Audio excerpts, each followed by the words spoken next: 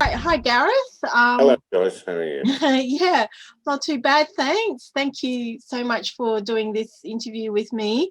I No spoke to problem. you back in 2016, and you had some really interesting cases, Yes, UFO, strange phenomena. But let's just start with you. I'd like to, could you tell us a little bit more about yourself? sure.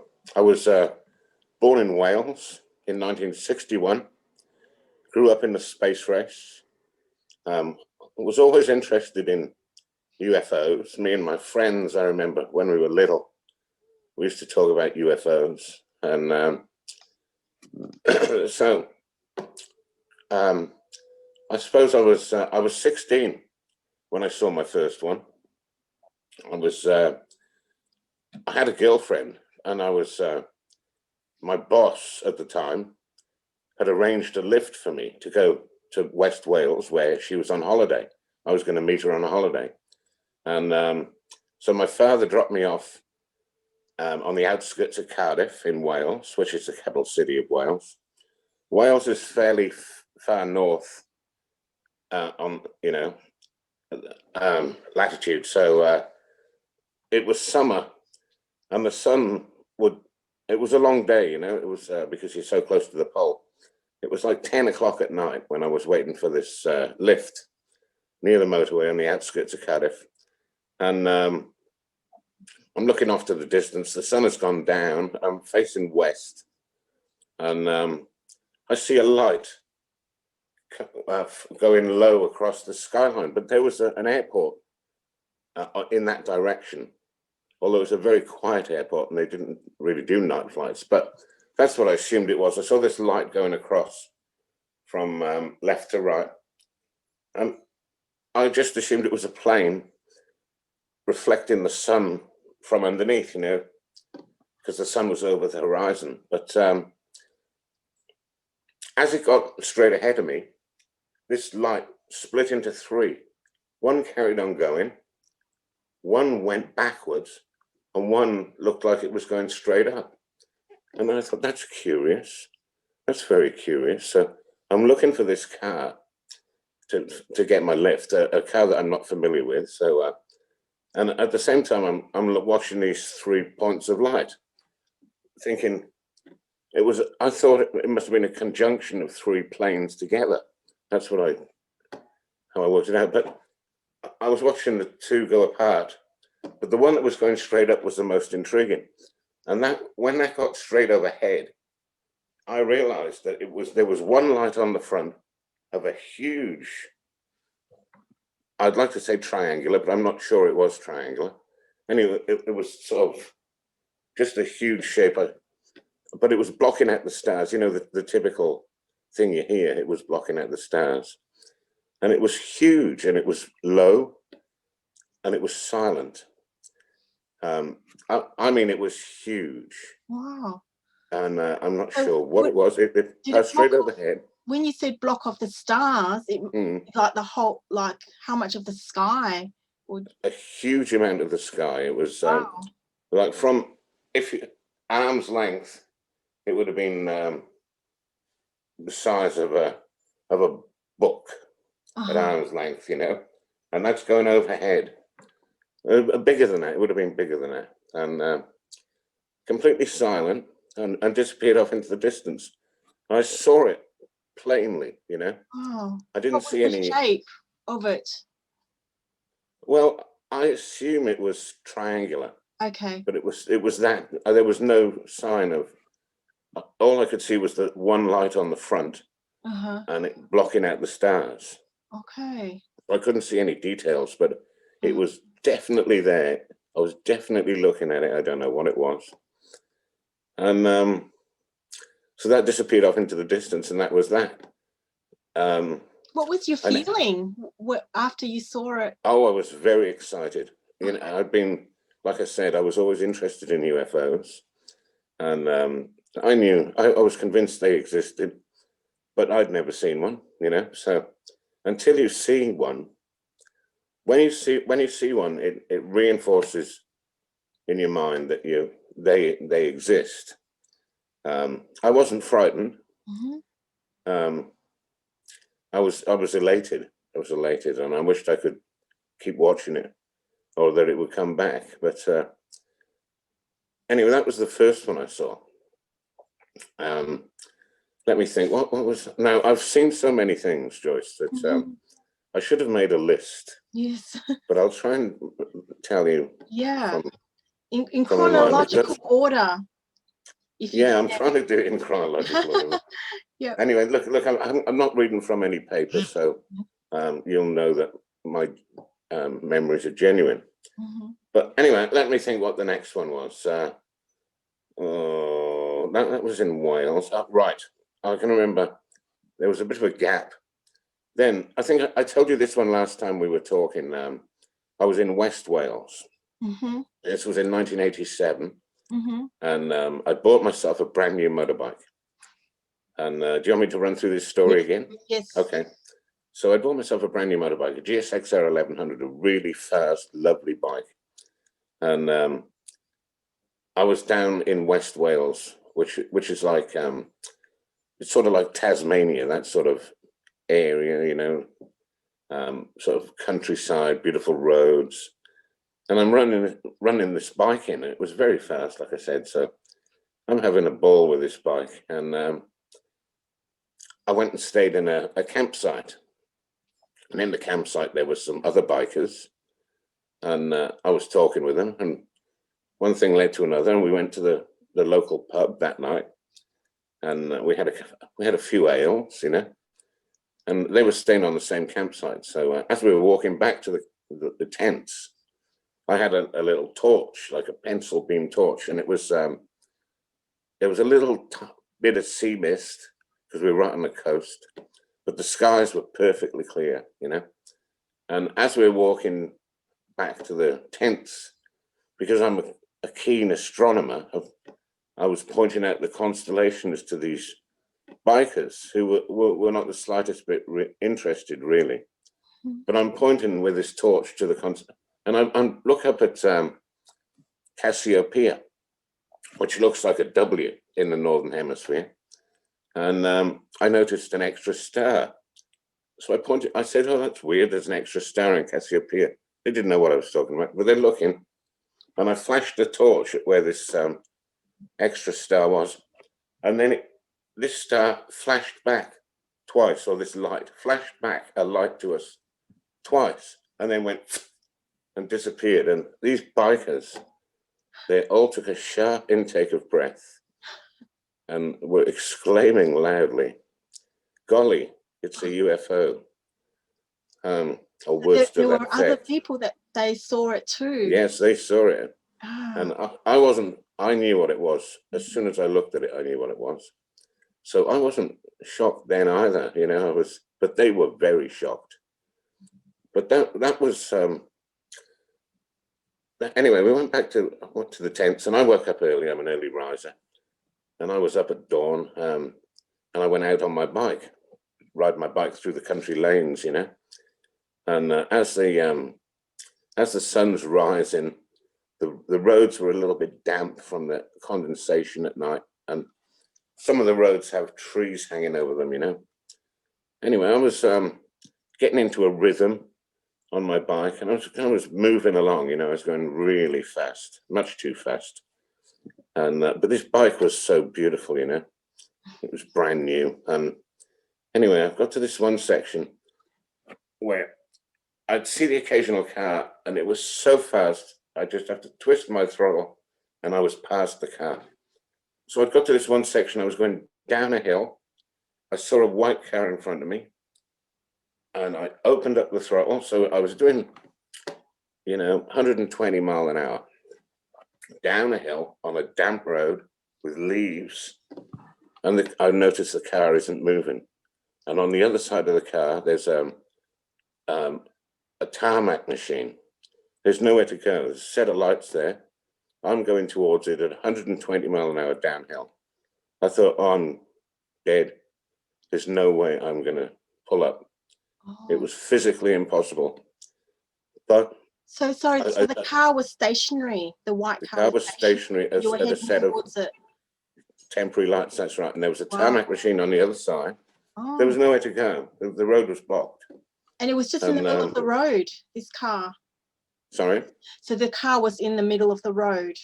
It was only a narrow lane. And, Oh, okay. the car was in one lane and the tarmac machine was on the other lane.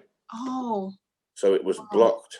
And Uh-huh. I'm heading towards it at a ridiculous speed. And I just shut my eyes, put the brake on, you know, like it just automatic.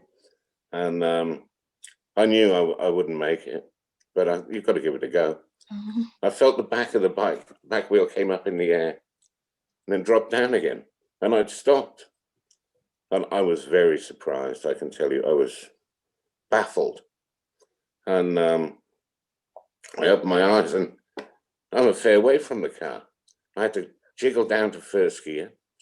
And then I changed to second gear before I got to the car.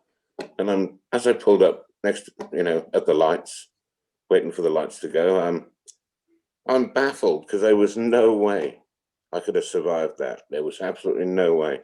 Wow. So I drove, anyway, I rode back to the campsite thinking what could possibly have happened there.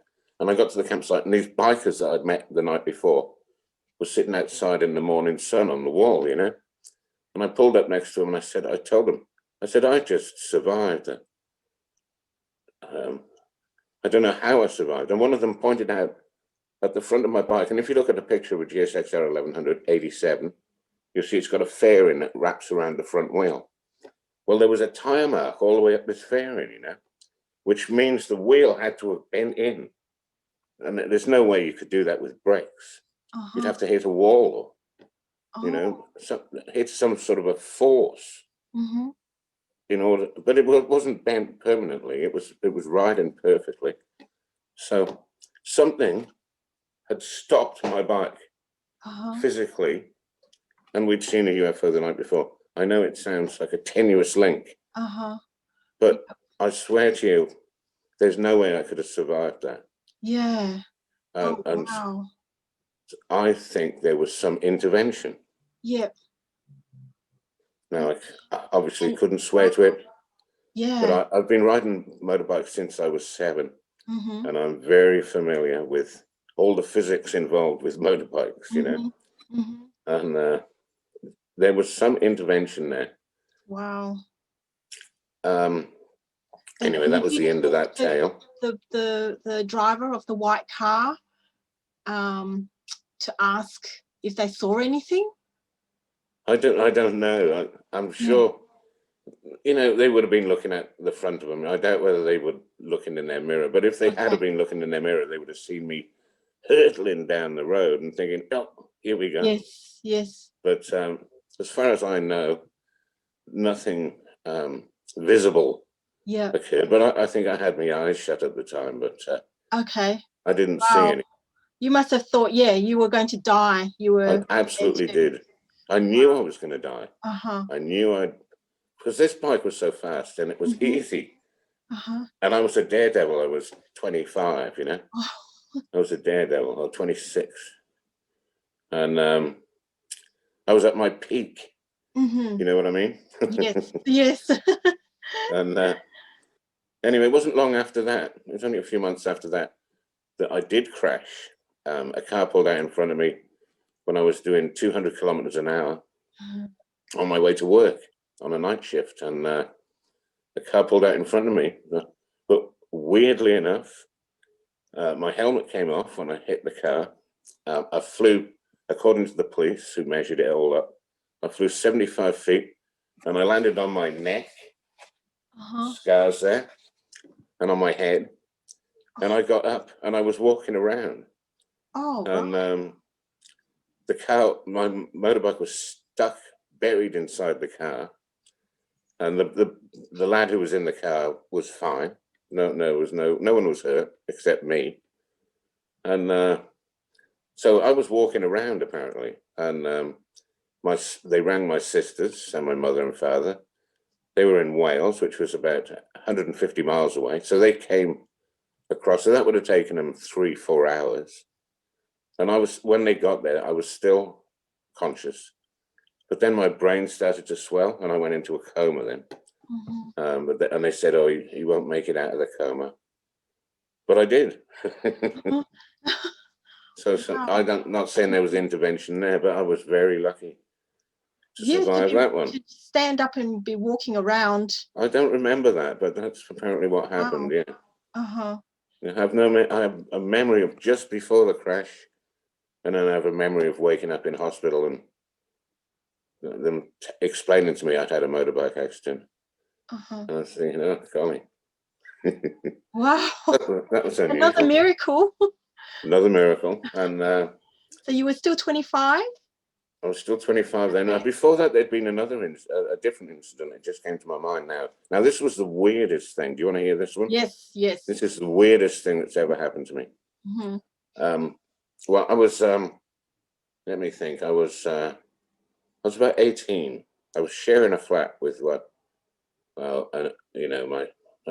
who actually turned out to be my first wife. I was sharing a flat with her when we were just 16, 17, And we had a flat in a little town in Wales called Penarth, which was a beautiful little town, real quiet little town, seaside town. And they used to export coal from that part of Wales. And that was when coal was oil, all the money was in Penarth, this little town. Half the millionaires in Britain used to live in Penarth, all to do with coal exporting, So there was some quality buildings there, and the flats we were in, they were 3-story flats, but they were old Victorian brick, double brick, solid buildings, And anyway, we're in the top floor. So one night, my girlfriend, she'd gone to bed, and I stayed up. I was listening to records. You don't remember records, do you, Joyce? I do, yes. My dad used to have them. Right, yeah. Right. Well, actually, I just gave all my records to my son. And he loves them. Anyway, we used to love the records, I still love records. I do too. It's something nostalgic about it. No, well, maybe to you. Yeah. To me, it's like still technology, Oh, okay. Still pretty cool. Yeah. Some of these stereos, Anyway, I was listening to records just in the room with a light on, and I was reading as well, reading a magazine, and as I was sat there, I saw, sometimes when you think you see something out the corner of your eye, I thought I saw something move. I remember this distinctly. I thought, oh, trick of the eye, trick of the mind. And then about 5 minutes later, I see something else move. I think I see it, it's happened too quickly. And I thought that's curious to have that twice in a row, Thought nothing of it. Anyway, about 5 or so minutes later, I see something else move, out the corner of my eye, just by the couch. And I thought, that's more than I don't believe in coincidences. There's something's going on here. And but I thought, no, you're just imagining it. So I carried on reading. Then I glanced up and I did see something. I saw something. I knew I did. Go behind the couch. So I jumped up and I looked behind the couch. There was nothing there. But I did see something. I'm sure I saw something. So I thought, oh, well, I must be tired. I'll go to bed, So I went into the bedroom, got into bed, and I'm just starting to drop off, and I hear this almighty bang on the window. So what the hell is that? I thought, because of the shape of the building, sometimes there'd be a wind eddy, and we had those old sash windows, and I thought there'd been some sort of an eddy and it bashed somehow. This is what I thought. But anyway, I thought I just started to go to sleep again. Then I heard this noise, right outside of the bedroom door, and it sounded exactly like a bowling ball rolling on the floor. And we were on the 3rd floor. It was a very quiet place. It was 2 o'clock in the morning. Very quiet building. You could hear a pin drop. That's how quiet it was. I hear this bowling ball rolling past the bedroom door, into the kitchen, around the kitchen, and then back out through the door. The door didn't open. So I got straight up because I could hear it plainly. It was right outside the door. I've got up. I've had a look. There's nothing there. I can hear down the stairs. The stairs went down. There's nothing. Everyone's fast asleep. There's no sound whatsoever. So what the heck was that? We don't have possums in Wales, and it sounded heavy. You could almost feel the vibration, as I remember. So I've got back into bed. I'm thinking, I'm going daft here, seeing things and hearing things. I'm dropping off again, and then I hear this ball roll past the door again, and it rolls. This time it rolls into the lounge room. It goes around the lounge room. I could hear it plainly, and it goes back out through the door. I thought, something else is going on here. I don't know what's going on. I thought to myself, I'm just going to make myself go to sleep, because I was a night shift worker, and I can make myself go to sleep like that. Sometimes in the day, or you're on a bus, you've got to get sleep. So I'm really good at sleeping, and so I've made myself go to sleep. Well, when I was sleeping, I started having a very vivid dream of these 3. I can remember it still very clearly. These 3 beings. They looked like fuzzy people in my dream. They didn't have a distinct outline, but they looked like people. Anyway, they were chasing me. They wanted something from me. They wanted me to say something, some words in my mind. This is what I'm thinking. And I was evading them, but at some point they cornered me, and there was some sort of a confrontation where they wanted me to say something. And anyway, I started saying these gibberish words, and I woke up. While I was still talking gibberish. And I'm thinking, what the hell? I knew I'd been dreaming, but I looked to the side of me, and there was a bedside table. We're like I said, we're on the 3rd floor. So there were street lights, but they're not shining up. They shine across, But there was very little light. But standing on the bedside table was this creature. It looked like a little bear with a human face, like an evil face, and it was looking directly at me. And I thought, what's this? And so I shut my eye, rubbed my eyes, and I looked, and it's there, And I thought, Jesus. And I'm not religious. I was raised a Catholic, but I'm very much a lapsed Catholic, And anyways, I shut my eyes. I said, "Our Father which art in heaven, hallowed be thy name, thy kingdom come." Said the Lord's Prayer. I opened my eyes, and it was gone. Right, but I swear to you, there was some sort of a creature stood on my bedside table. Honestly, and How big was it? About 3 foot. Okay. About 3 foot tall. It was dark. It looked like it was. There was. I couldn't see much detail, but it looked like it had like a hooked nose, had these evil eyes.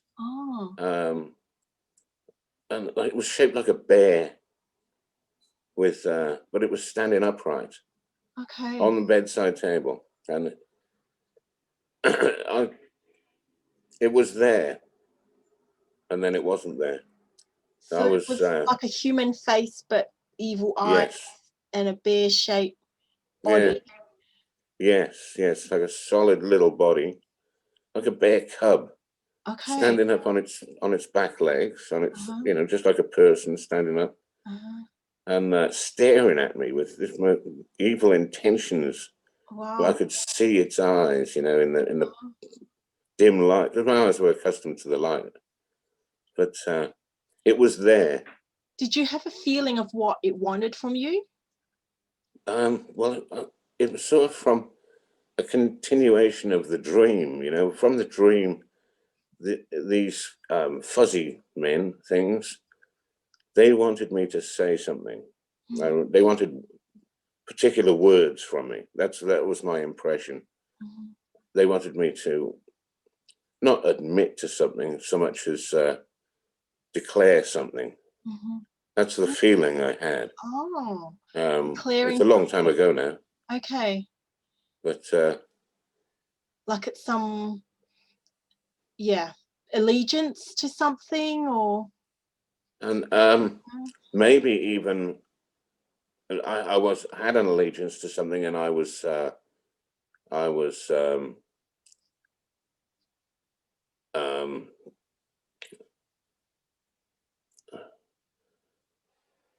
I was going to tell them something about someone else. I Oh, was going to what's the word I'm searching for? Betray them. I was going to maybe a feeling of they wanted me to betray someone or something that was close to me. This is just impressions, and it was a long time ago, like I said. But the mhm. main thing was all these occurrences, and then I'll tell you what happened. Now, that wasn't the end of the story. Okay. That wasn't the end. What happened the next morning was my girlfriend's sister came to visit, and oh no, actually during the night, when I told you I was seeing things moving around, I was seeing things out the corner of my eye. All of a sudden, we had this bookshelf with, back in the days of books, before internet. I'm talking about.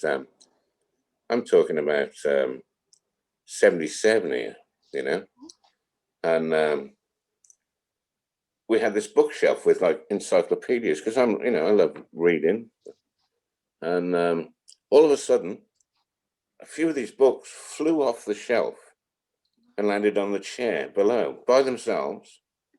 And it's like I told you, it was a very solid building. It was not in an earthquake-prone area or anything like that. There was no rumbles. There was no noises.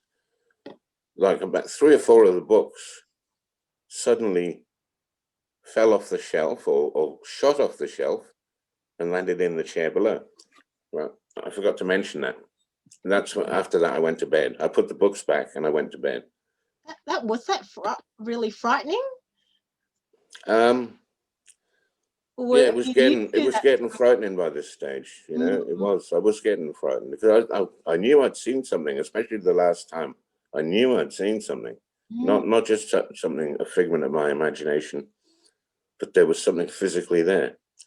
And then these books um, moved, and Were they particular books, or was it just? Do you feel it was just no, they random? weren't. They weren't like religious books. They were probably encyclopedias, that type of thing. Maybe an atlas, heavy books. Okay. The sort of books you'd have on a bookshelf back in the day. Mhm. Before, like I said, before the internet. A curious person would have these books, Yes. and I'm pretty curious. But anyway, so the next morning, my girlfriend's sister visited because she lived just around the corner. So she came up for a cup of tea, and she sat down on that same chair, and I started to explain what had happened the night before. And I got to the part where the books fell off the shelf. I pointed to the books, and in broad daylight, the books flew off the shelf and landed on my wife's sister, or my girlfriend's sister. Oh, Um, wow. and they were hysterical, screaming, both of them. But she would back me up on that. I've spoken to her since because she's still in Wales. I'm in Australia now. I've been here 31 years. Uh-huh. But I've spoken to her about that, and they still talk about it. They would back me up there if you needed some corroboration with that story. I could get you that. Okay. So Okay, that was probably the weirdest thing that's ever happened to me. There's no conclusion to the story. I see things moving. There's some sort of like almost poltergeisty type phenomenon, and then weird dreams, and then this creature, and then more poltergeisty stuff. So now the other things have happened, but they escaped me. If I can remember them, I'll email you. But anyway, as I remember now, the next thing I saw now was when I came to Australia, and shall I relate to you this story that the one I've got on the internet about the okay. So the Healesville one? That was Healesville, that's right. So we're living in Healesville with Diane, who's outside, and we were giving up smoking, and we both loved smoking. So giving up smoking was difficult for us, and we were coping with it by going for walks. I don't know whether you're familiar with Healesville. It's in the Yarra Valley. There. Yes. You've been there? Right. Yes, beautiful. It's a lovely place. Yes. And it's in the Yarra Valley, you know, so we lived on the outskirts of Healesville, near the Black Spur, at the base of the Black Spur, so up near Maroondah Reservoir. So there's a big dam wall there, and a big park, and lots of walks, and we used to live right next to it, so we could just go down the end of our garden, we'd be in the park, you know, and we could walk around whenever. So it was January the 2nd at 2 a.m. when we started to get a bit crotchety with each other. So we said, right, let's go out for a walk, you know. It was a summer night, you know, and it was nice and very still night. I remember it was a very still night and very quiet, no traffic, because we were at the base of the Black Spur, so you'd sometimes hear logging trucks. You'd hear them right from high up in the mountain coming down with their brakes, you know, with their jake brakes, you know. So there was nothing. It was absolutely quiet. There was no moon. It was cloudy. So there was no stars either. It was pitch black, one of those pitch black nights. And as we left the house, I had this feeling that something was going to occur. I had a strong feeling, and I'm open to those feelings, and I'm perceptive in that way, shall I say. I often, Diane will tell you, you know, I often will be aware of something that's going to happen before it happens. But anyway, I had a strong feeling that something was going to happen. We were going to see something peculiar. And I mentioned it to Diane at the time. She'll back me up there. And so we went off walking, and we walked up to the dam wall. We walked across the dam wall. Pitch black it was, absolutely pitch black, but beautiful, you know. And I'm looking out to my right as we're walking across the dam wall, which looked out over the reservoir. And I'm waiting to see something. I'm waiting. I know I'm going to see something. And anyway, we walked to one end, and we started walking back. And then that's when I saw a light fly up over one of the rows of hills in the horizon, at the horizon. And it went up, and then it went down, but I saw it. And I said to Diane, I said, look over there, look, I just saw something. And as we watched, it came up again. It was like very jerky movements, and then it went down behind another row of hills. There was like 4 rows of hills. You can see on the video I sent you the rows of hills in the back. Anyway, it's gone down behind this hill, and the hill started to suddenly glowed red. It looked as though a plane had crashed, and there's a fire behind the hill, and the trees on the top of the hill were all being lit up with bright red light. And I thought there was a plane crash or a helicopter crash. And so anyway, that light just stopped, and this light comes back up again, starts flopping around, and it's sort of hugging the horizon, you know, it's down low. So when it's going down below the hills, you can't see it. And then it flew up a little bit, and it was like repelling magnets. If you had two repelling magnets and something in between it, and it would just be like off. That's the way it appeared to me. Okay. And all we could see was a white light on the front, a red light underneath, and a flashing yellow light on the back of it, which was flashing in an intermediate rhythm. You know, it was not a fixed rhythm like a strobe off a plane. It was an odd timing. I watched it, and I made a mental note of that. Okay. And as we're looking at it, I'm saying to Diane, "What do you see? What do you see?" Because I knew she was freaking out. It wasn't fazing me. Like I said, I don't know. I expect these things, but Diane it freaked her, because there's the first thing we'd seen. I'd been talking about these things, you know, and then we're looking at one, and as we're watching it, it flew towards us, and it went down in front of us to the water, and it was down low below us, not far away, and all of a sudden this red glow comes out of it that lit up everything in the reservoir, you know, lit up the trees, but it wasn't a blinding light. It was a powerful, looked like infrared, you know, infrared. It was hard to describe. I'm colorblind as well, so that makes it more difficult, but to me, it looked like it was a red, and it was just lit everything up. And then that light stopped, and then it's come up in the air, and it's come straight towards us. This light's come straight towards us, and at that point, even though I'm brave and not concerned about such things, I had a feeling of foreboding from this thing, and I said to Diane, "Let's get out of here." So we toddled off down the dam wall, and we didn't even look back, you know, didn't look back at this thing. We toddled. There was a feeling, get out of here, you know. It was like, this is not for you. This was the feeling I had.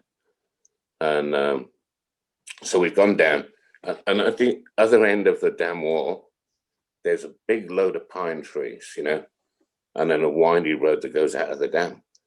Well, underneath those pine trees was just so dark, it was ridiculous. You know, there's no moon, like I said. There's no street lights around there. There's nothing, you know. You're walking into black velvet, you know.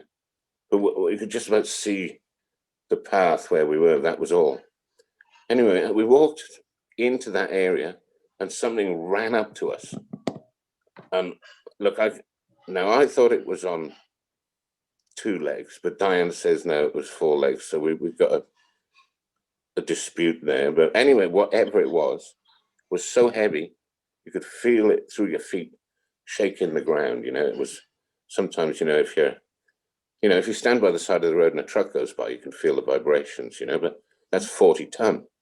Whatever this thing was shaking the floor quite vigorously, and it ran up to us, ran straight, stopped right in front of us, and you could hear it breathing. You could hear its massive lungs, you know, big lungs it had, breathing in and breathing out, and it was no more than 2-3 feet away from us.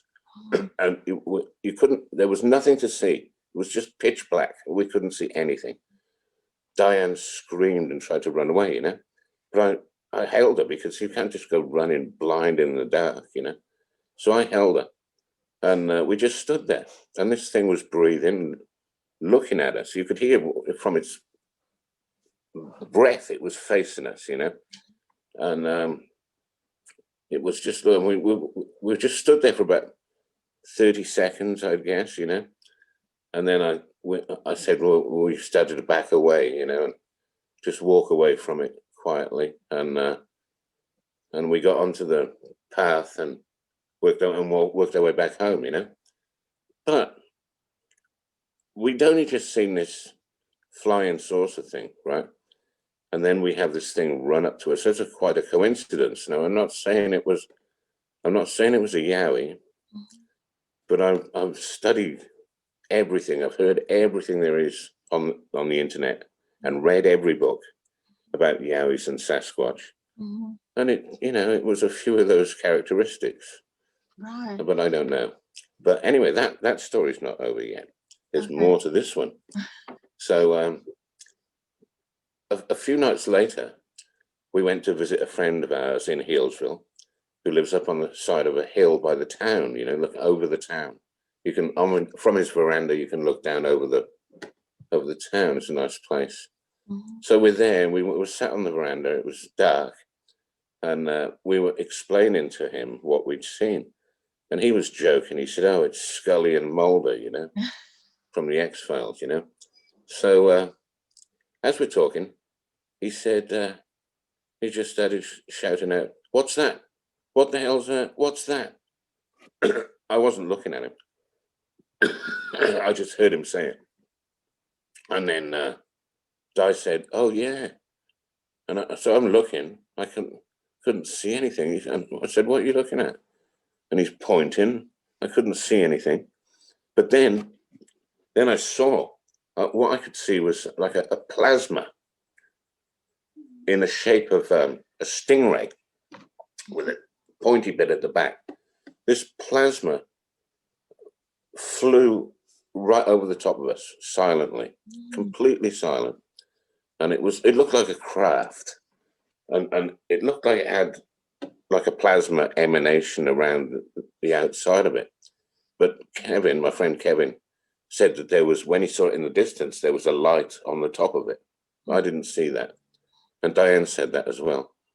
I didn't see that though, but what I could see this, I definitely saw the shape of this craft, and it was low and very close to us, perfectly silent, and it disappeared off into the darkness behind us.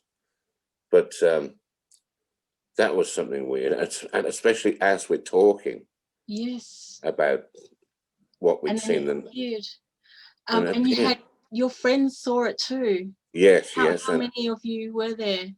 3 of us. Okay. 3 of us were there looking at it, and the 3 of us, our stories lined up, corroborated. I didn't see, like I said, I didn't see the light in the distance, but we all saw the shape of it, and we all saw it fly over silently. And we still talk about that when we bump into each other. He says, "You made me see that." Oh. Right? Which, like you hypnotized him. Well, because I've seen so many weird things.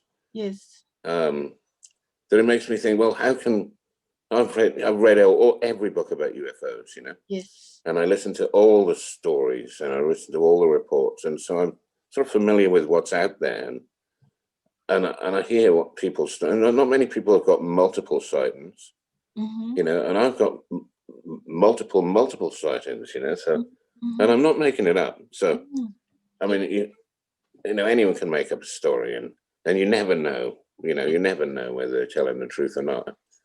But in my mind, you've had multiple witnesses, like you've had people attest. Yes. You saw the same thing. Yes, exactly. So, and although I don't have my witnesses here with me to back me up now, I am vindicated that I've seen these things. I know these things exist, so, like the old axiom, I know what I've seen, Yes. There's something out there I don't know. I've never seen an alien, unless this creature thing that was on my bedside table. I don't know, but there's craft.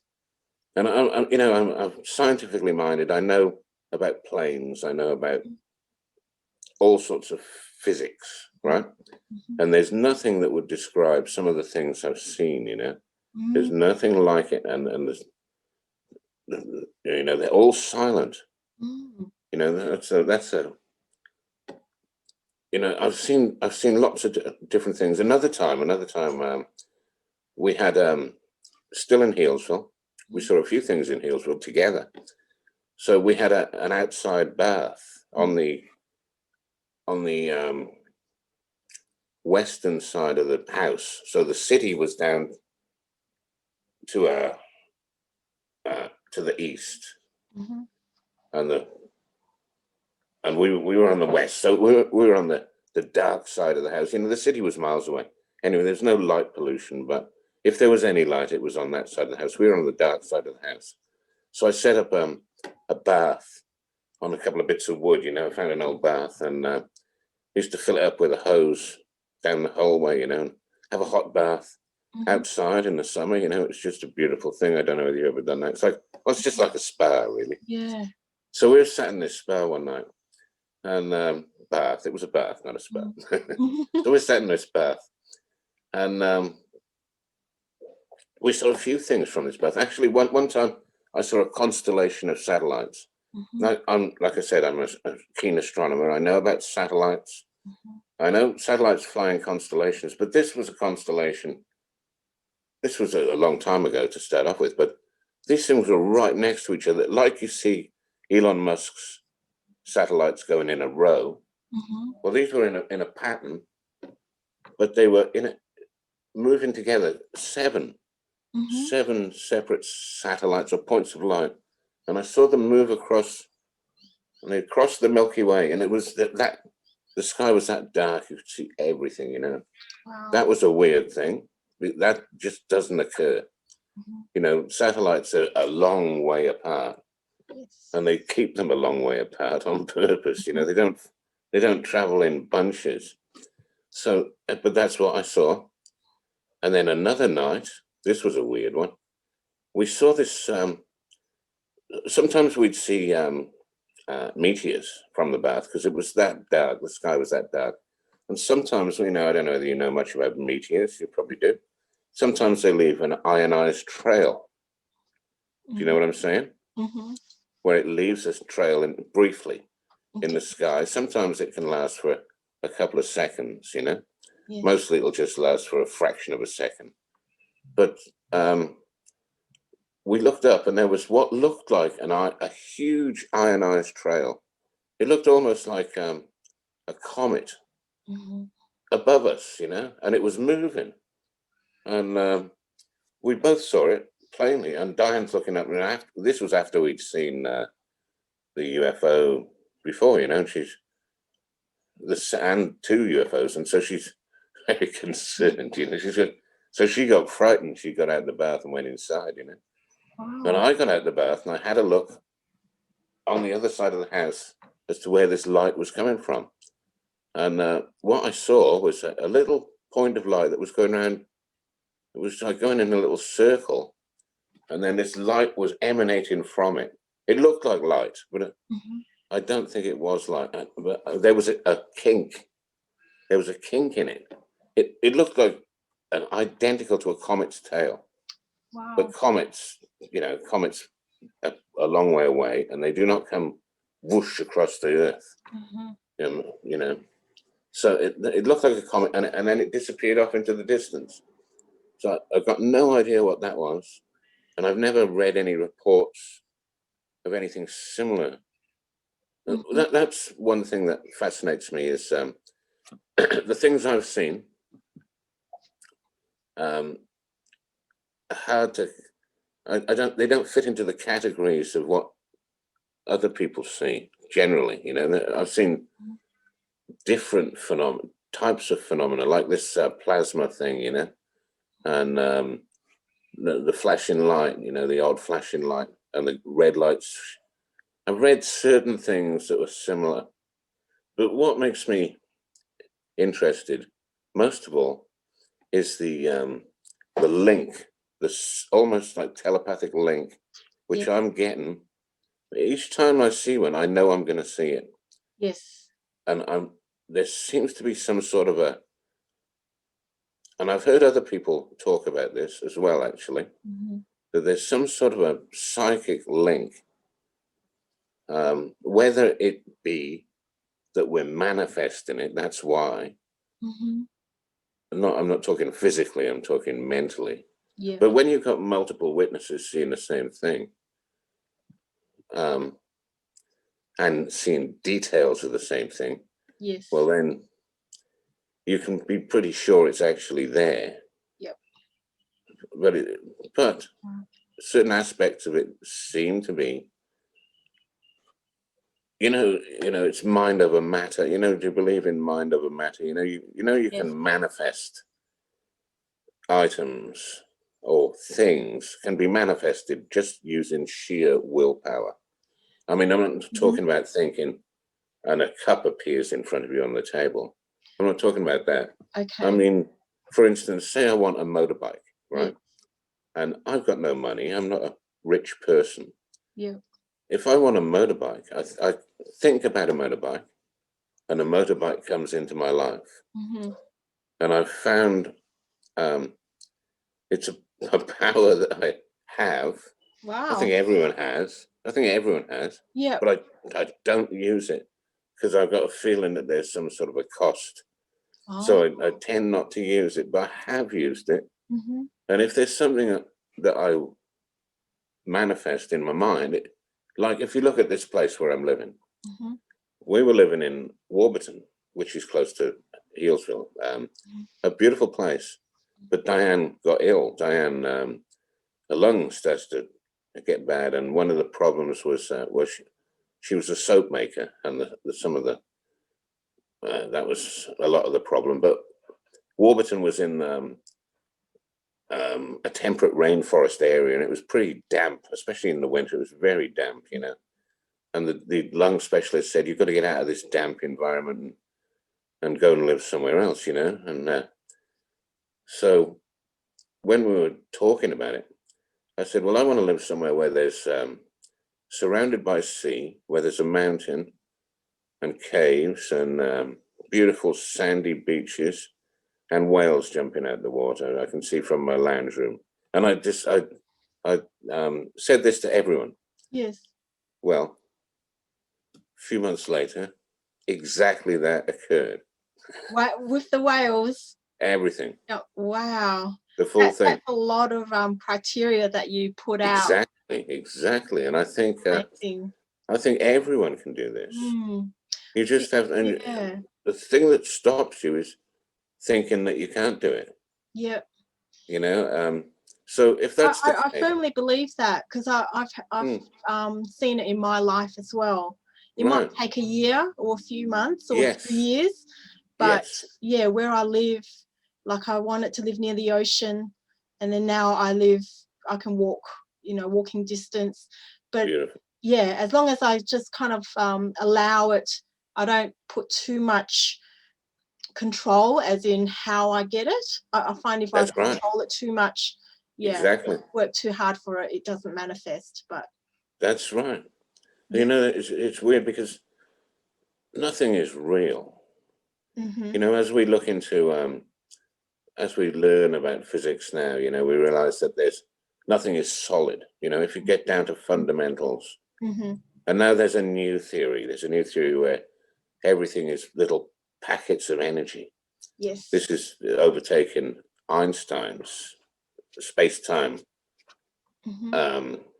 Anyway, it's a new theory that's just being postulated. So, but it makes sense, you know. And even if you look at the Einstein Newtonian type of universe, you know, when you look at molecules, there's nothing actually physical in the molecule. It's force fields that move, you know, and that gives it the appearance of solid matter, but it's not really solid.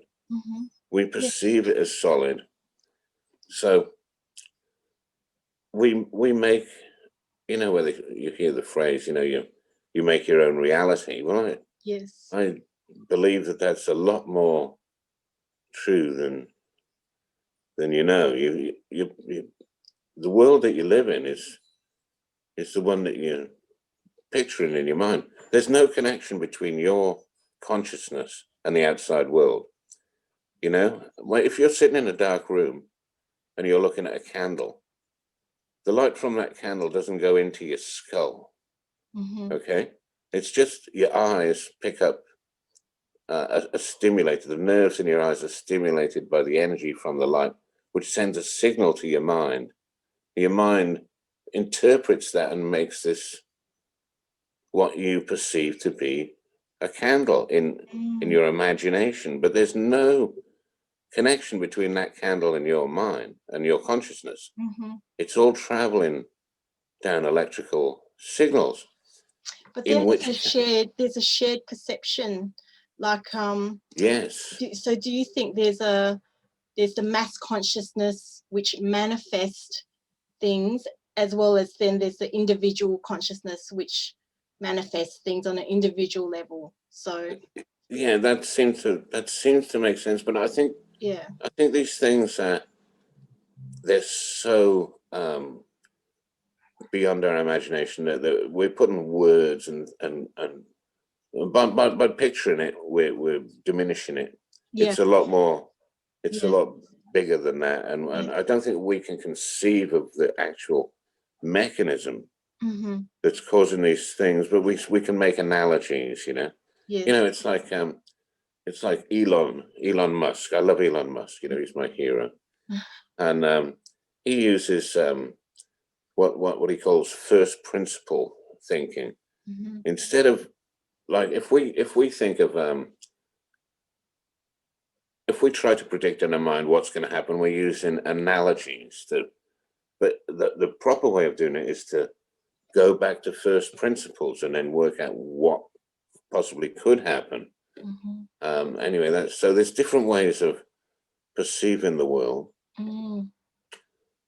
But the thing is, when you get a corroboration, like if I say I've seen UFOs, and I could call Diane now and she would say, yes, we have seen them together. That's different from me just telling you this story, that story, this story, that. I mean, I could just be making it up, Yeah. But when you've got one or two people that agree, and there's millions of people out there that have seen stuff. Yes. But like I'm saying, every story is different. We're seeing all different types of stuff all over the world, and that's weird. Yeah, but then there's some similarities as well. Like what I find interesting is you said you're not religious, but you said the Lord's Prayer, and I've heard other people say that too, like they're not religious. And I myself as well, when I had these dreams, these terrible dreams, I say the Lord's Prayer even though I'm not religious. At that time it's really interesting, and then it disappears. It stops after saying the Lord's Prayer. So that's interesting. Well, it is interesting. It's very interesting. And when I say I'm not religious, I believe in God. Yes. I'm just a bit disappointed with the Catholic Church, put it that way. They're rotters. Yes. In lots of them are rotters. Yep. Put it that way. They don't have the best of history, Mm-hmm. Mm-hmm. But I don't know. I don't know what's right and what's wrong. So I'd rather just use my own spirituality to try and get some sort of a idea of what's going on. But I think mainly, like I said, lots of these things are beyond our ken.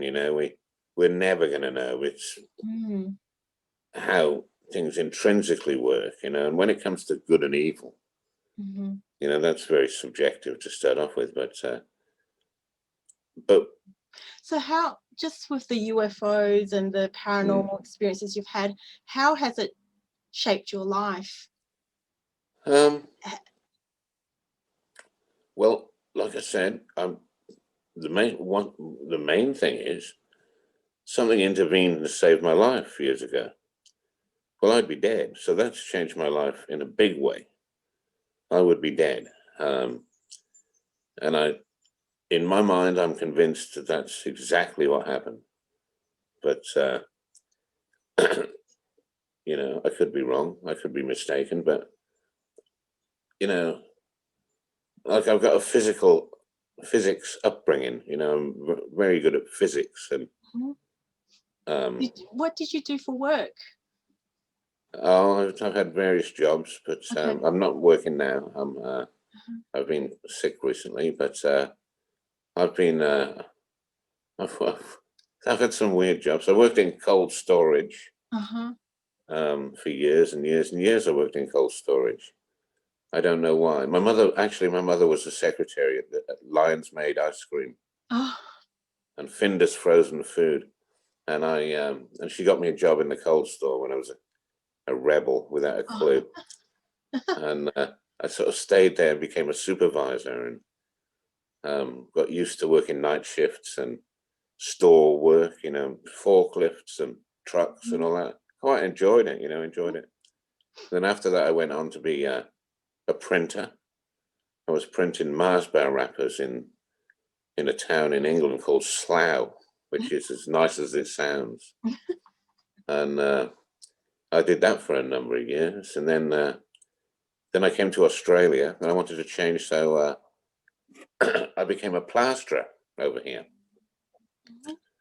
which was a very hard job. I did it whilst I was younger. I was doing it I was enjoying it, but then it got too hard for me. And like I said, Diane had a soap shop in Warburton. So when I got fed up of doing plastering, I couldn't find work anymore. By this stage, Diane was flat out making soap because her soap is absolutely beautiful. And people were coming from miles and miles to buy her soap in Warburton. Wow. And so I said, well, I'll work at the shop. I'd never worked at the shop before, but I tell you what, it's very much different from a building site. Oh, yeah. And I thoroughly enjoyed it. Thoroughly enjoyed working at the shop. So I've done all sorts of different things, but nice. No, I haven't had any scientific type jobs. But you've got quite an interest in yeah. I'm very well read. Yes. I read constantly, and now I'm on the internet, constantly researching. I've got a very inquiring sort of mind, but I've got a bit of a mechanical background as well. I've built a few machines and gearboxes and things like that. So, I have a logical sort of a mind. I'm good at, for instance, diagnosing problems with cars. Like I'm perceptive in that way. Just a smell or a sound or a feel. Yeah. It's a lot to working out a problem in a car. You know what I mean? You've got so many criteria. Yes. So anyway, I consider myself. It sounds like you've got a good balance. Like you got real logical, but also and mechanical, but also you're quite intuitive, very intuitive. Yeah. No, I'm not blowing me on trumpet. It's just that when I give you when I'm telling you what I've seen, like this is the basis of how I see it. So yes. Have you had any really vivid dreams that you really remember? Yes, lots and lots. That really stood out. That might give you clues about your paranormal and UFO experiences. Not really. Not not with any sort of an answer as to why this is happening. But I've had, like, when you mentioned that, I realized I'd had a dream about a Yowie. I've got this thing about Sasquatch and Yowies. I'm fascinated with Yowies. And anyway, I visited this place in New South Wales called Narra Barber, and that following night, I dreamt about this place. I dreamt I was there at night, and I spotted a Yowie, and in some bush, and I was in this place, and there was a big open paddock, Anyway, this Yowie ran past me in the dark, and I could feel the ground shaking, similar to the story I told you before, but I could feel the ground shaking with this mass of this thing, and it ran past me, and it stopped leaning up against the gate, and I was shocked to the core, but because these things are very intimidating. They're huge, I mean, it wasn't real; it was a dream. But I don't know. There's a cross between perception and dreams. But anyway, it stopped by this gate, and I called to it in a broken voice. Hello. So I said hello to it in my dream, and it just ignored me. But I've been out in the bush, in the deep bush, hunting for Yowies, looking for Yowies. And one time I took this lad out. We were up by the Murray, and I did the old tree knocking thing, and we got a tree knocked back. We were miles from anyone, we were way deep in the bush.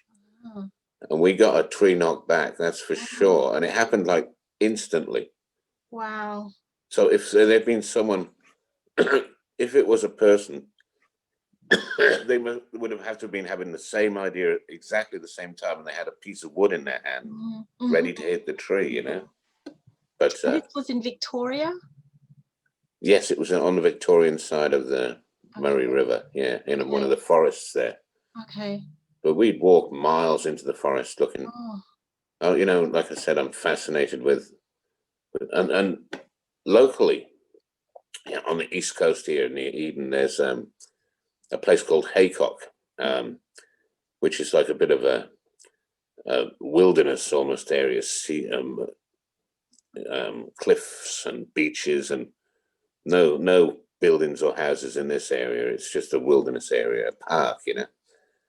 And I've been in there looking, and I feel like I've felt something there, but I've never actually seen. But I've got a friend in Eden here who saw something in Haycock. He was there camping. They'd been there for a couple of days, him and his missus. And he was lying in the tent. They weren't drinking or anything. And he was lying down in the tent at midday. And his wife goes, "What's that? What's that?" And he gets up and he has a look. And he said, standing out in the distance on the track, he could see this hairy man about 8 foot tall. Wow. And he looked at him, and this hairy man was looking at him, and they could smell it. It was very powerful smell, you know, the stories of the smells. Very pungent, like not a pleasant smell. Not a pleasant smell, he said. He remembered that. And anyway, he's got up and he's gone chasing after this thing. This thing has turned around and walked down the path, and he's gone chasing after it, you know. So he's running. And he said this thing was just walking, and he couldn't catch it. And then he realized, he said, well, what would I do if I did catch it? You know, it was massive. And he doesn't like to talk about it, but he's mentioned it to me, and I made him talk about it.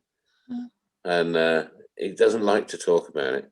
Why do you think he doesn't want to talk about it? Well, one reason is that his wife has passed on since then. His wife was with him. Okay. That's one reason. Another thing is he just doesn't want the ridicule, you know. He doesn't, because I've told him, got him twice to talk that story in front of other people. Yes. And he feels like I'm ridiculing him. I'm pretty sure, but I'm not. You know, I'm not. But there's a huge interest in Sasquatch and Bigfoot. More and more. What's your feelings about it? I do think they exist. I feel they do, and they've lived maybe here for many years, right? Maybe even longer than us. I'm not sure, but like a Gigantopithecus type. I don't know. A proto-human, you know, and they're still here. Is that what you think? I don't know if they were proto-human or they were just another species that just lived alongside us, but they like to keep to themselves. They want nothing to do with us. You know, we think that we cover the world and we're overpopulated. It's not the case, you know. Do you know that every person in the world could fit into New York City on one floor? On one floor. No, I'm not talking about getting up in the buildings. I'm talking about that area would hold it. Do you know that every man, woman, and child in the world could have an acre of land on the coast of Australia, and half of Queensland would still be left? Wow. We're by no means overpopulated. In fact, the opposite is true. Population collapse is a real problem. Yes. As you get, as we've discovered it, we're discovering now that as a population becomes more affluent, the number of children they have starts to drop. Yes. And that becomes a problem really quickly. Like in China, for instance, now there's going to be an aging population because of the one-child policy that they've actually shot themselves in the foot with that policy. And it's only a few groups of people are still expanding. You know, you got your Muslims, Islam, they have a lot of babies. Mm-hmm. So they're expanding, and I think like the Mormons, Mm-hmm. Yeah. they have a lot of babies too. Yes. But the rest of us are dying out, you know, and I don't know why people can't and see the it. infertility rates are on That's the another rise. thing. That's another thing. It's on the rise. You're absolutely right, you know, and who knows why that is.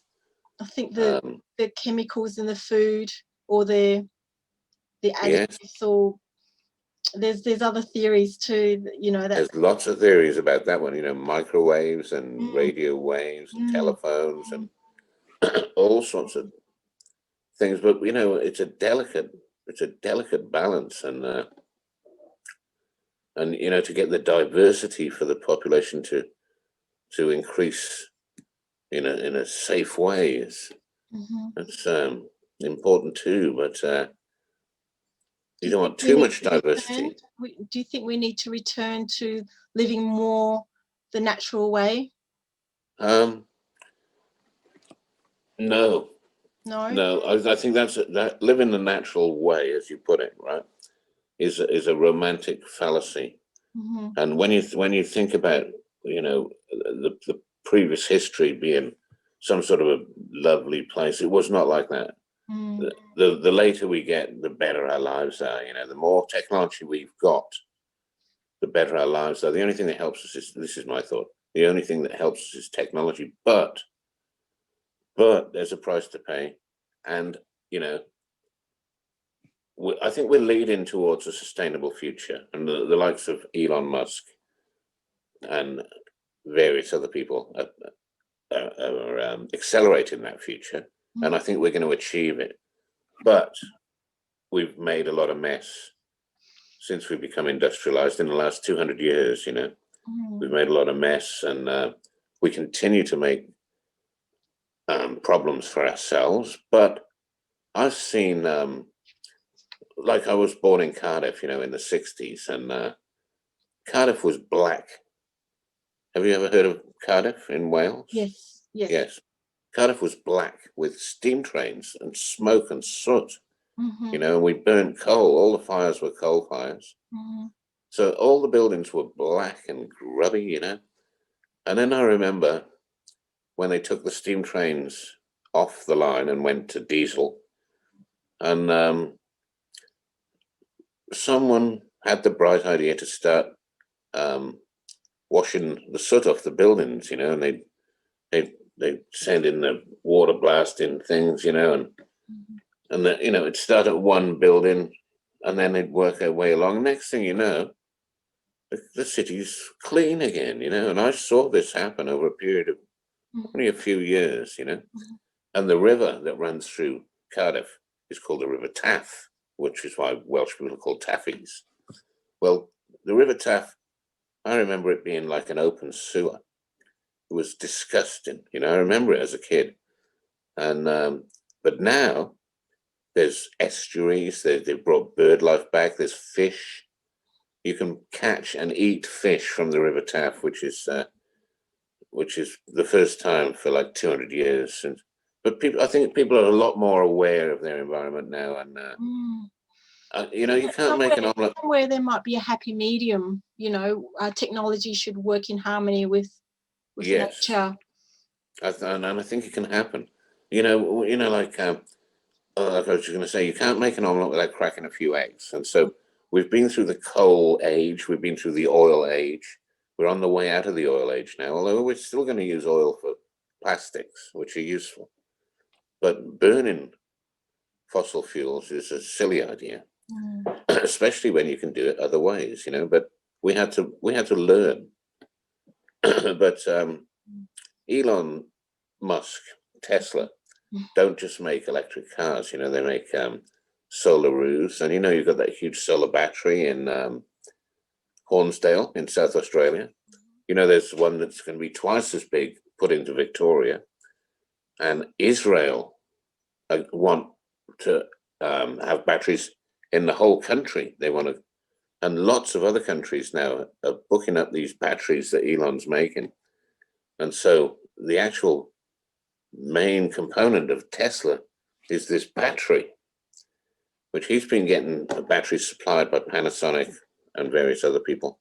But now he's developed his own battery, which is a lot better and totally recyclable. And it's got a 15-year lifespan. Wow. So when they need lithium or when they need nickel, they won't need to mine in the future when they've got enough batteries and in a loop, in a recycling loop. They won't need to mine anymore. And when we can reach that point, maybe before that point, they will have come up with a different sort of a battery. Who knows?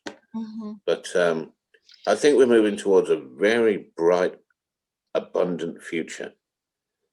But we have to be able to. Yes. We have to be able to. The problem is us. Yeah. This is as I see it. You know, with this great abundance also comes great power and great responsibility. And as you know, power corrupts. Yes. And that's the problem. The ones that are very addicted to the power. Yeah. And have got into certain positions. Well, look, you can.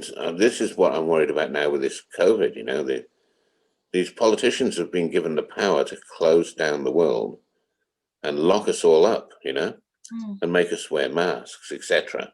Now that's a lot of power. Yes. If you think about that's ultimate power. They stopped the world's economy. Why they did it is another thing, but the fact that they have that power, they're not going to give it up lightly. No. This is my fear. That's right. And I think it's been a long term in planning, like it's been a long time in the plans. Yes. Many years. I believe so. And they're working it out. Yeah. And now it's manifesting itself. So I believe at the moment there's you know, you never know what's going on behind your back. But I believe that there's a struggle at the top of the world now going on for control. A struggle between good and evil. Now, many people would argue who was the good and who was the evil. That's the very interesting thing, that some people vehemently believe in one particular way of looking at it, and other people vehemently believe in another way of looking at it, diametrically opposed. Fascinating. Yes. What's going on at the moment, you know? Yes. Yep. I'm not coming down on either side, because you'd be wrong. What sort of world would you like? Like what? Well, I would like manifest. I would like a. Well, that's exactly right. Now, that's a very good question, because when you say what would you like to manifest, because I believe if we all had similar ideas, we could manifest it. But I don't know whether you're familiar with the with Star Trek and their vision of what life will be like in the future, you know, where money is not an issue, you know, money is not real, you know, it's just a means to an end. But when you've got replicators, we're very close to those things. When you've got free, clean power, we're very close to that. Solar power is now the cheapest power. It's cheaper than natural gas. So the market is determined by price. So it's not a question of forcing solar power on people. The fact is, it's a lot cheaper. And so that's going to be the future. That's the way it works, you know. Pretty soon, there will be so much abundant solar power that power is going to be free, you know, or more or less free, you know. There'll still be infrastructures, and who knows how they're going to work that out as well. So, because Nikola Tesla worked out a way of transferring power wirelessly. So you need much less infrastructure. So I don't know. But I see a world of abundance, but I see problems with our wisdom of dealing with it, you know, because there's various ways of looking at these things, you know, like you could say that warfare and cruelty stems from poverty, Okay. But on the other hand, you could say that it stems from affluenza, or too much wealth. So, give them enough rope and they'll hang themselves, type thing. So too much wealth to just a few people? Well, the concentration of wealth is a problem, but when wealth is not an issue, like if you've got a replicator that you just shovel some dirt in and it'll make you anything you want, including food. You need food security, and when you've got free power, when you don't have to go to work, when in fact there's no jobs, and if you work, it's just going to be out of your own choice, and you'll be receiving either a universal basic income, or you might not even need a universal basic income. You might have everything you need. In the spirit of Star Trek, they're able to get anything they want, and when they join the Federation, they do it out of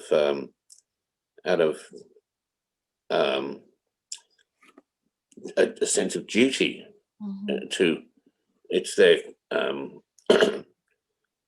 the way they're raised in that particular future life is to. It's all intrinsic motivation, like yes. You when you have all your needs met, you really want, there might be something you really, really want to do, and you're happy to dedicate your life to doing whatever that is. Yes. And I think a lot of people would be, like, Elon Musk is, I'm back to Elon Musk again. Yeah. He's going to start a city on Mars. That's his plan. Yes. He's going to put 1 million people on Mars, And those people are going to be, talk about early settlers, they're going to be living in a totally alien environment where, you're going to have to wear a suit to go outside. And, there is an atmosphere on Mars, but it's only 1% of the pressure of the atmosphere on Earth, so it's more or less useless. The soil is full of perchlorates. They're called perchlorates, which are deadly. So there's all sorts of issues, but he will do it. His mind power, his idea is so powerful that it's going to happen. And NASA is planning on it as well. And SpaceX was looking into getting some people there too. So it seems like a very possible reality in the future. Did you watch the SN8, serial number 8 rocket launch? No. Have you seen that? Well, it's amazing. This rocket is 30 foot across, 30 foot wide. Yeah. It's bigger than a jumbo jet standing on. It's enormous. It's like a building. So it flew up to 12.5 kilometers, glided back like a free fall with flaps that kept it dead stable. And at the end, it's kicked up. Wow. Come down. But there was a problem with some fuel pressures in the header tank, so it didn't quite. But he nearly landed it first go. The main thing is, it came back to where it was meant to be. So he solved all these problems. When he's reusing the boosters, this is the problem with NASA. NASA have got deep pockets.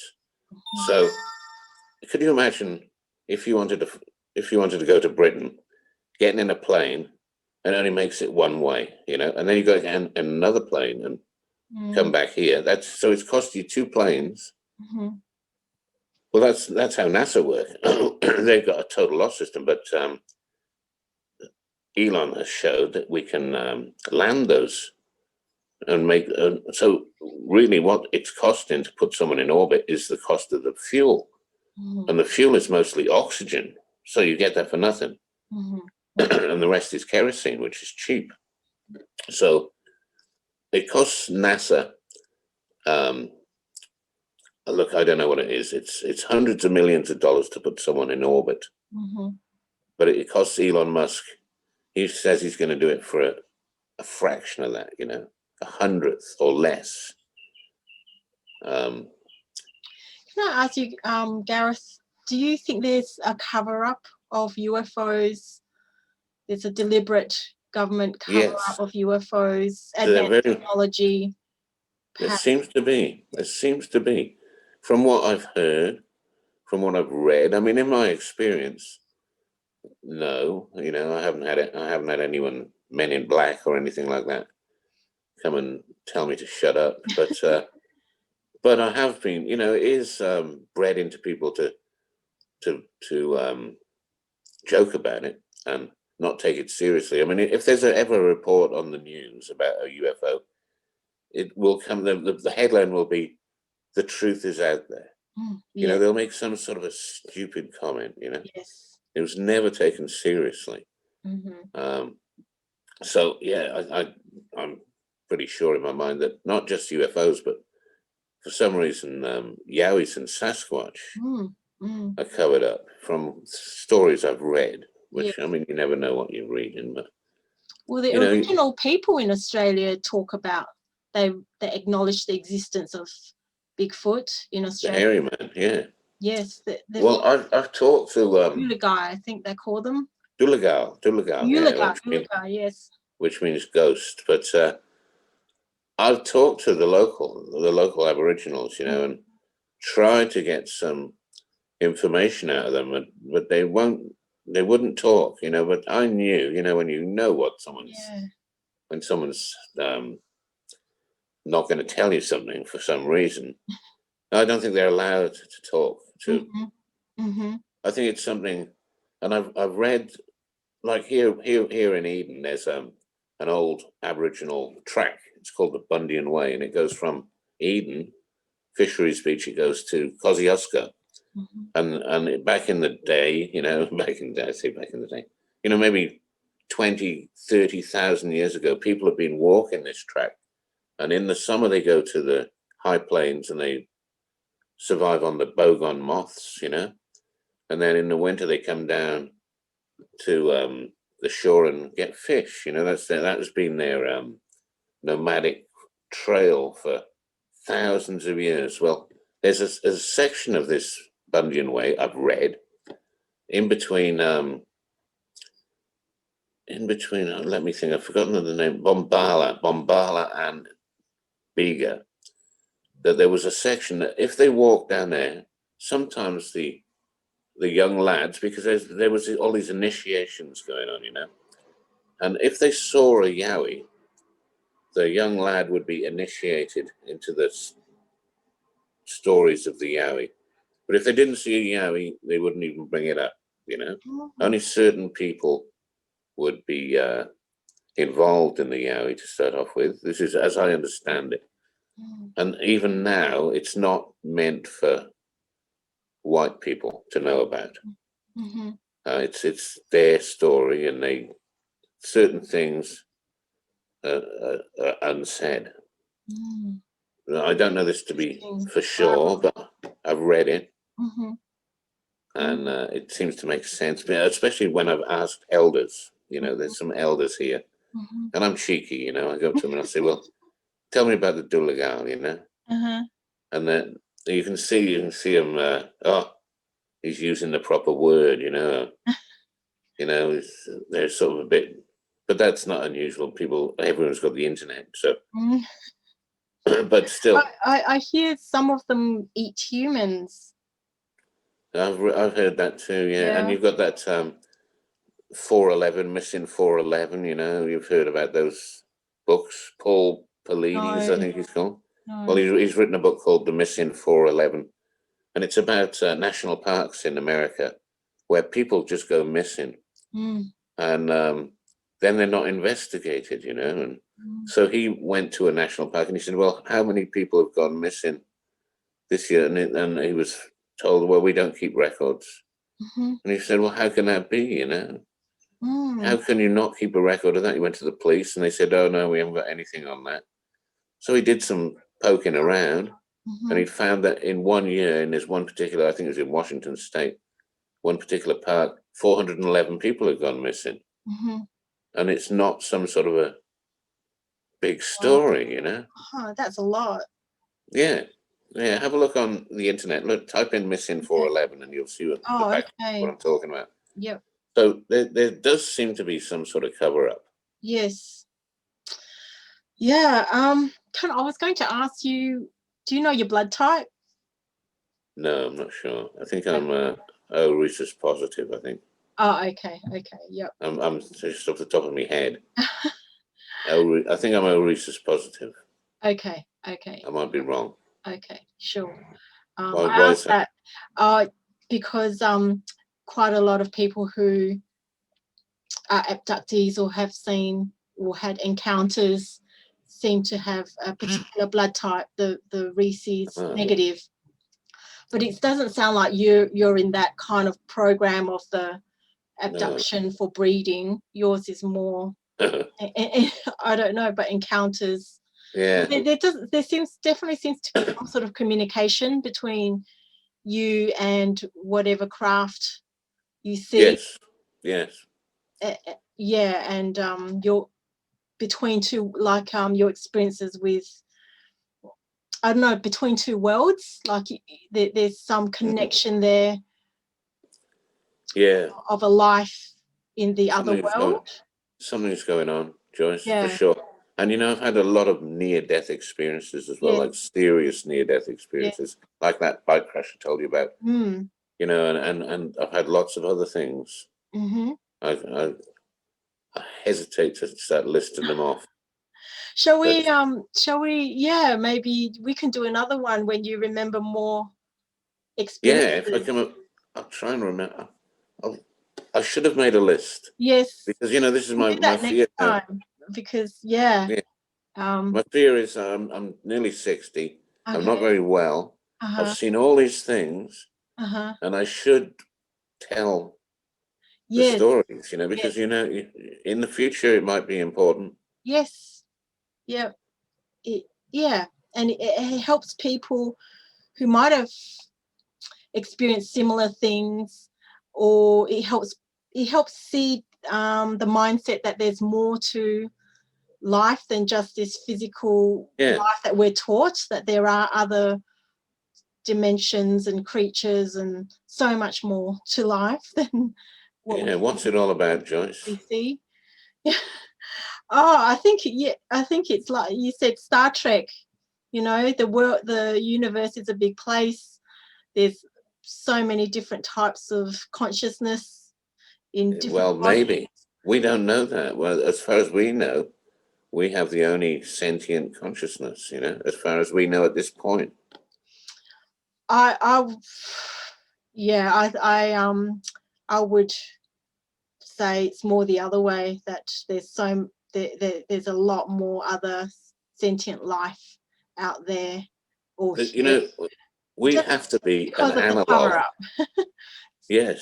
Yeah. We'd have to be an analog of the universe, and in which case the universe must be sentient. And I believe this. I believe if you look at the brain, it looks very much like the universe. You see these, they've discovered these plasma corridors that run through space now, that things travel down, and very much like the nerves in the brain, the synapses and the neurons, it's the universe looks like the brain. And that's not a coincidence. Our brain came from the universe. So we have to open our minds, but our minds are not big enough to perceive. No, not at the moment. But if we keep opening our minds, I think slowly, perhaps layer by layer, we can start to conceptualize more. But I think it's because we've been educated that, about that the reality is a certain way, that we haven't developed the foundation for certain concepts. Right. Yeah. Like, if we are told that reality came from the Big Bang, that what's reality is what we can see, the physical, the physics that we've been taught. perhaps is very limiting. Maybe Yes. it's not really how the universe works. No. And who we really are as well. It's interesting when you look at, well, they're quite aware of how the ancient Egyptians perceived the world, you know, with the duat and the various, and the atom. They knew about the atom. So, but that was their conceptual reality, you know. Yeah. And our conceptual reality, because of Einstein and Rutherford, is different. You know, we're seeing these like little solar systems. The world's made of, you know, molecules look like a solar system, you know. And but that's been shown to be wrong. And we're using analogies to picture our reality, but those analogies are wrong, you know. So this is what I'm coming to terms with, is that it's very much different than we do perceive, and I think it's very much different than we can perceive reality. Yes. Well, if you think about ESP, extrasensory perception, so telepathy, telekinesis, precognition, even being able to, and I do know someone who has experienced this, where she someone is attacking her, and a force came out from her and pushed that guy against the wall without her touching him. Right. So it's like the chi energy. Something happened. So there's still, I think, a huge area that's unexplored about the human potential, and I think that's been deliberately repressed. I agree with you. So, and I'm just hearing more and more about how really powerful the human being can be, the human potential, if we knew how to develop it. If we realize the power we had. Yes. And we are told that we are nothing. Yes, that's right. That can, if you believe, if you hear something often enough, you believe it could be a mass deception. You know, you're right. I gather what the path you're going down, for sure. Yeah, I agree with that. Yeah. Yes. I think we're waking up, and one of the things that's causing that is the internet. You know, the internet is like a nervous system. It's fascinating. You know, when it first came out, I remember when it was coming out in the 70s and 80s, when they were working on it. You know, DARPA first, and some universities in America first made this link. You know, but and as soon as it started, you know, people realized, this is going to be worldwide. This is going to be massive. And now we've got it now, and we watch kittens. You know what I mean? But it's the most important thing since we invented the plow. The sharing of knowledge. Yes. You know. Yeah. Real time. It mimics for free. It mimics the super consciousness. So we have this. We really should have this we have this link to the super consciousness, and maybe the internet is just a tiny analogy of that, where we can access information, but I think our link to that super consciousness has been cut or blocked, some more than others. But imagine if we plugged into that, the amount of information we can get. The Akashic records. Yes, that's right. You know? Yeah. Well, the internet is a sort of like an analogy of that, isn't it? You know. Yeah. But who was talking about the Akashic records? That was the sleeping prophet. What was his name? Yes, that's right. Come on, Joyce. Yeah, the name. No, the name escapes me. Yeah, no, Anyway, we'll come back. the theory behind it, I mean, that goes back to Egyptian beliefs as well. I think they also believed in an Akashic record. Yes. You know, where everything that's ever happened and will happen is already written down, and we just have to be able to access it, and we would know everything. Mm-hmm. It's like a similar analogy to the tree of knowledge from the Garden of Eden, you know. And there's Vedic. You know, I'll tell you something that's really interesting. That if you write your history down in a book, that book can be burnt, and that history is lost. Okay, so a lot of cultures in the past have worked out a better way of doing it, like the Vedas. The Vedas were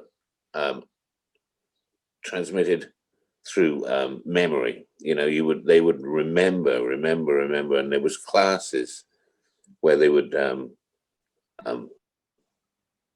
what's happening there? Sorry. Oops. That's my lad ringing me. Let me just I'll just ignore that. Can you still see me? Yeah. No, I can't. Okay. All right, he's gone now. Yeah. Are you still there? There we go. Yes. Now, where was I? The Vedas, if the Vedas. Now that's right. So the Vedas were transmitted orally for thousands of years, you know, and so much information. And you've heard of the Druids. You've heard of the Druids that were apparently linked to Stonehenge, which was not necessarily true, but the Druids were a group of people in Britain and Europe that were nomadic, and they would wander around the villages, and they were considered as wise men. And these Druids would value memory, and would memorize everything. So they had stories going back to pre-flood days. Apparently, you read the Roman records. The only thing that survives about them is the Roman records, because the Romans eradicated them because they saw them as troublemakers. So they eventually hunted them all down to this one little island off the coast of Wales called Anglesey, and they slaughtered every man, woman, and child. And there went our history. Oh, geez. You know, thousands of years of oral history. The Vedas are the same. They've only recently been written down, you know, and most of them have been lost because, so, you know, along comes a power to, like the church, or, you know, communism, or whoever that decides that that is not knowledge that's fit for the masses, and so we're going to eradicate it. We're going to burn the books. We're going to kill people who mention it, you know, and it happens all the time, you know. Yes. But the actual person of information from one generation to another is a difficult problem. You know, if you want information to go back 100 generations, to go on for 100 generations, you have to be very thoughtful as to what is going to be acceptable, what is going to be kept, what is going to be.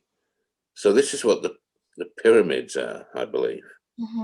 Is this somehow we're too dumb to work it out, but somehow those Akashic records are to do with the pyramid and the structure of the pyramid, because there's pyramids all over the world, you know. Yes, just And yeah.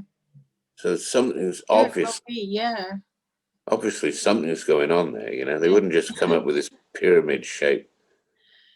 You know, Yes.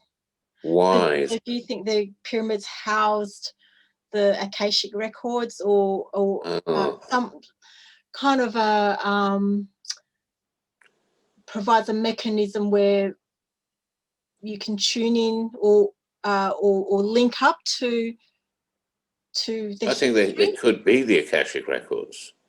That their proportions built in the, you know, what's built into the, especially the Great Pyramid, you know, that's got pi and phi, and the Fibonacci series, and all those things are built into the proportions, and also the dimensions. You know, it's I think there's a figure, it's 1,283 or something. Mm-hmm. If you multiply the height of the pyramid by this particular number, mm-hmm. which is one of the, look, I forgot. I'll have, next time we talk, if we talk again, I'll do some research on this, but I read some very interesting stuff that the mathematics of the pyramid, you can calculate the distance of the sun. Yes. You can calculate the size of the earth. It's divided by this one particular number or multiplied by this one particular, you know what I'm talking about? Yeah. I've forgotten what the particular number is, but I'll look it up now if we talk again. Okay, sure. Well, let's talk again if you like. You might get some more memories. I've got more memories. That was only part of it. And but what I want to say is, it's interesting. We're talking about history now, and I think it's so important that we know our history, like our true history, because it really tells us where we've come from, where we are. And so I think the journey of remembering where we come from is very important. The journey is as important as the destination. You're absolutely right. Yes, and remembering where we come from, who we are, our soul's journey. And why we're here. Why are we here? You know, the chances of us being here are so remote. Yes. You know, especially as individuals, but even as a species, you know, it's the chances are, even physically talking, you know, you talk about, have you ever heard of the fine structure constant? No.